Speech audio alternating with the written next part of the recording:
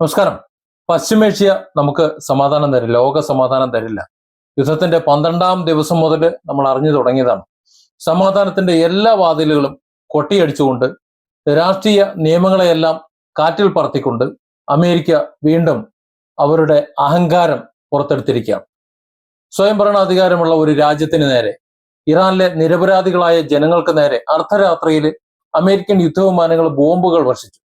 പക്ഷെ സാമ്രാജ്യത്വ ശക്തികളുടെ ആ ഭീഷണിക്ക് മുന്നിൽ തലകുനിക്കാൻ അഭിമാനികളായ ഇറാൻ ഭരണകൂടം തയ്യാറായില്ല. അമേരിക്കയുടെ എല്ലാ അവകാശവാദങ്ങളെയും പൊളിച്ചടുക്കിക്കൊണ്ട് ഇറാൻ നൽകിയ മറുപടി ഇപ്പോൾ വാഷിംഗ്ടണിനെ പോലും ഞെട്ടിച്ചിരിക്കുകയാണ്.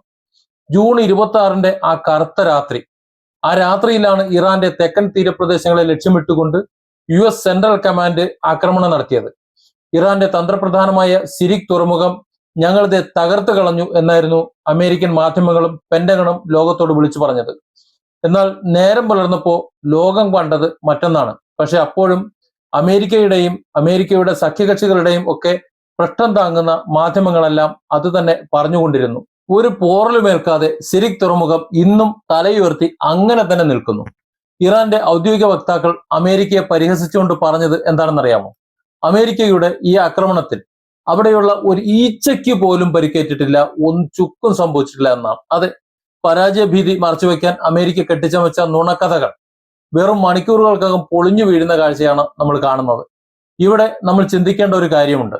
മാസങ്ങളായി നിലനിന്നിരുന്ന സംഘർഷങ്ങൾ അത് അവസാനിപ്പിക്കാനും ചർച്ചകളിലൂടെ സമാധാനം പുനഃസ്ഥാപിക്കാനും ഇരുപക്ഷവും തമ്മിൽ ധാരണ ഇതിൽ ഏകദേശം എത്തിയതായിരുന്നു. എന്നാൽ ആ സമാധാന ചർച്ചകൾ പകുതി വഴിയിൽ നിൽക്കുമ്പോൾ പുറകിൽ കൂടി കുത്തുന്ന വഞ്ചകന്റെ ഒരു ശൈലിയിൽ ഡൊണാൾഡ് ട്രംപിന്റെ നിർദ്ദേശപ്രകാരം US സൈന്യം ആക്രമണം നടത്തുകയാണ്. നമുക്കറിയാം, ഇത് നേരത്തെ തന്നെ പറഞ്ഞിരുന്നു. അമേരിക്കൻ പ്രസിഡന്റ് ഡൊണാൾഡ് ട്രംപിന്റെ സമാധാന ചർച്ച എന്നാൽ അത് വെറും പ്രഹസനമാണ്. ട്രംപ് തന്നെ ഇതിൽ ഇടങ്കോലിടും. ഈ കരാറ് ഒപ്പുവയ്ക്കാൻ സമ്മതിക്കില്ല. ഇനി അഥവാ ഒപ്പുവെച്ചാലും അതിന് മണിക്കൂറുകളുടെ ആയുസ് പോലും നൽകില്ല. ട്രംപ് തന്നെ പണിയും. കാര്യം ട്രംപിന്റെ യഥാർത്ഥ ലക്ഷ്യം എവിടെയും എത്തിയിട്ടില്ല. ട്രംപിന്റെ യഥാർത്ഥ ലക്ഷ്യം ഇറാനിലുള്ള യുറേനിയം, അത് അവർക്ക് കിട്ടിയിട്ടില്ല. അത് മാത്രമല്ല, ഇറാന്റെ എണ്ണ സമ്പത്ത്, അതിന്മേലുള്ള പൂർണ്ണ നിയന്ത്രണം അമേരിക്ക കിട്ടിയിട്ടില്ല. ഇത് രണ്ടും കിട്ടാതെ അമേരിക്ക ഇറാന്റെ മേലുള്ള പിടി അയച്ചു കളയും എന്ന് ആരും കരുതണ്ട.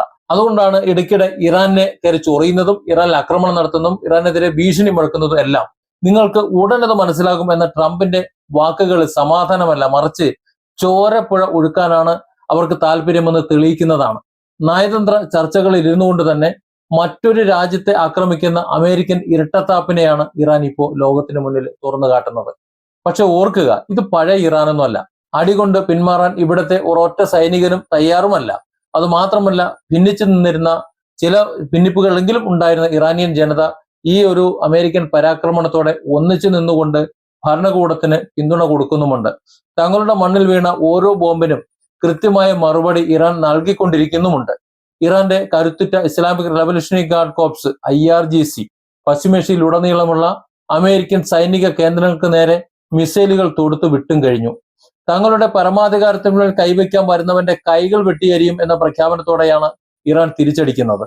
ഇനിയും US അധിനിവേശം തുടർന്നാൽ ചരിത്രത്തിലെ ഏറ്റവും വലിയ തകർച്ചയായിരിക്കും വാഷിംഗ്ടണെ കാത്തിരിക്കുന്നത് എന്ന് ഇറാൻ മുന്നറിയിപ്പ് നൽകി കഴിഞ്ഞു. ഹോർമോസ് കടലിടുക്കിലൂടെയുള്ള അന്താരാഷ്ട്ര കപ്പൽ ഗതാഗതത്തെ പോലും അപകടത്തിലാക്കിക്കൊണ്ട് അമേരിക്ക കാണിക്കുന്ന ഈ യുദ്ധപറി ലോക സമാധാനത്തിന് തന്നെ ഭീഷണിയാണ് എന്ന കാര്യത്തിൽ ഒരു സംശയം വേണ്ട. സ്വന്തം രാജ്യത്തെ സംരക്ഷിക്കാൻ ഇറാൻ നടത്തുന്ന പോരാട്ടം, ആ പോരാട്ടത്തിന് ന്യായമായ ഒരു പ്രതിരോധമെന്ന് നമുക്ക് പറയാൻ പറ്റൂ. സാമ്രാജ്യത്വ ശക്തികളുടെ ഭീഷണികൾക്ക് മുന്നിൽ ഇറാന്റെ പോരാട്ട വീര്യം തളരില്ല എന്ന് തന്നെയാണ് ഈ സംഭവങ്ങൾ തെളിയിക്കുന്നത്. ഇവിടെ സ്വാഭാവികമായിട്ടും ചില സംസാരങ്ങൾ വരുന്നു. ഇറാൻ, ഇസ്രായേൽ, അമേരിക്ക, ഈ രാജ്യങ്ങൾ ഒന്നും തന്നെ നമുക്ക് വലിയ ഗുണമുള്ള രാജ്യങ്ങളല്ല. കാരണം അവരാരും നമ്മുടെ ചെലവ് നോക്കുന്നില്ല. നമുക്കവർ എന്തെങ്കിലും തരുന്നുണ്ടെങ്കിൽ അത് നമ്മൾ പണിയെടുത്തിട്ടാണ്, അല്ലെങ്കിൽ നമ്മൾ എന്തെങ്കിലുമൊക്കെ കൊടുത്തിട്ടാണ്, നമ്മൾ വിയർപ്പ് കൊടുത്തിട്ടാണ്, അല്ലെങ്കിൽ നമ്മുടെ ബുദ്ധി കൊടുത്തിട്ടാണ്, അങ്ങനെ എന്തെങ്കിലുമൊക്കെ ചെയ്തിട്ടാണ്, അല്ലെങ്കിൽ പണം കൊടുത്തിട്ടാണ്. അല്ലാതെ ഇറാനും അമേരിക്കയും ഇസ്രായേലും നമുക്കൊരു പിണ്ണാക്കം തരുന്നില്ല. ഇത് വസ്തുതയാണ്. എന്നിട്ടും എന്തുകൊണ്ട് ഇറാനെ സപ്പോർട്ട് ചെയ്ത് ഇങ്ങനെ സംസാരിക്കുന്നു എന്ന് പലരും ചോദിക്കുന്നുണ്ട്. ഒന്നേ ഉള്ളൂ, അത് ഇറാൻ ആയതുകൊണ്ടല്ല.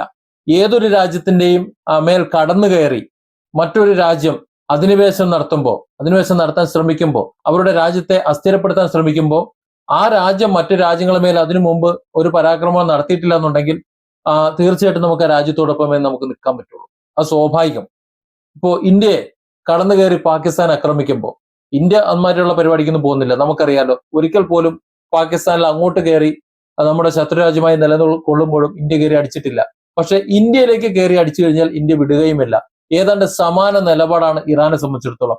ഇറാൻ ഒരിക്കലും ഒരു രാജ്യത്തെയും അങ്ങോട്ട് കടന്ന് ആക്രമിച്ചിട്ടില്ല. ഇറാൻ ഒരു തീവ്രവാദ രാജ്യമാണ്. ഇറാനിലുള്ളവരൊക്കെ തീവ്രവാദികളാണ്. പശ്ചിമേഷ്യക്ക് മുഴുവൻ ഇറാൻ ഒരു ഭീഷണിയാണ് എന്നൊക്കെ പറഞ്ഞു പരത്തുമ്പോഴും ഒരു രാജ്യത്തെ പോലും ഇറാൻ കടന്ന് ആക്രമിച്ചിട്ടില്ല. യുദ്ധമോ അണുവായുധമോ നിർമ്മാണമോ ഒന്നും താല്പര്യമില്ല എന്ന് ഇറാൻ പല പറഞ്ഞിട്ടുള്ളതുമാണ്. പക്ഷേ ഇറാന്റെ പരമാധികാരത്തിന്മേൽ കടന്നു കയറിയപ്പോ, ഇറാന്റെ മേൽ ബോംബ് വർഷിച്ചപ്പോ, ഇറാന്റെ പരമാധികാരിയെ കൊന്നു കഴിഞ്ഞപ്പോ പിന്നെ കൈയും കെട്ടി നോക്കിയിരിക്കണമെന്നാണ് പറയുന്നത്. അപ്പോൾ സ്വാഭാവികമായിട്ടും ആ രാജ്യത്തെ സപ്പോർട്ട് ചെയ്യാനേ നമുക്ക് പറ്റൂ. അതുകൊണ്ടാണ് നാളെ ഇനി ഒരു പക്ഷേ ഇന്ത്യയും ഇറാനും തമ്മിൽ ഒരു യുദ്ധം ഉണ്ടായെന്ന് വരിക. അങ്ങനെ ഉണ്ടാകാതിരിക്കട്ടെ. ഉണ്ടായി കഴിഞ്ഞാൽ ഇറാനൊപ്പം നിൽക്കാൻ നമുക്ക് പറ്റില്ല. കാരണം നമ്മുടെ മാതൃരാജ്യമാണ്. നമ്മുടെ മാതൃരാജ്യം അങ്ങോട്ട് ഇറാനെ കയറി അടിക്കില്ല എന്ന് നല്ല ഉറപ്പുണ്ട് നമുക്ക്. ഇറാൻ ഇങ്ങോട്ട് വന്നിട്ട് കഴിഞ്ഞാൽ തിരിച്ചു കൊടുക്കാതിരിക്കില്ല എന്ന് നമുക്ക് ഉറപ്പുണ്ട്. അതുകൊണ്ട് ആ ഒരു നിലപാടാണ് എന്നെ സംബന്ധിച്ചിടത്തോളം ഞാൻ എടുക്കുന്നത്. ഇവിടെ ഇറാനാണ് ന്യായം.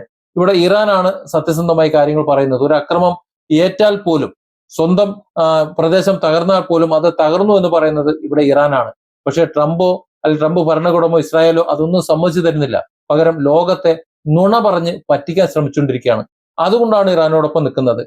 ഈ യുദ്ധം കൊണ്ട് എന്ത് നേടി എന്ന് ചോദിച്ചാൽ, ഇറാൻ സാമ്പത്തികമായി വളരെ വലിയ വളർച്ച നേടിയിട്ടുണ്ട്.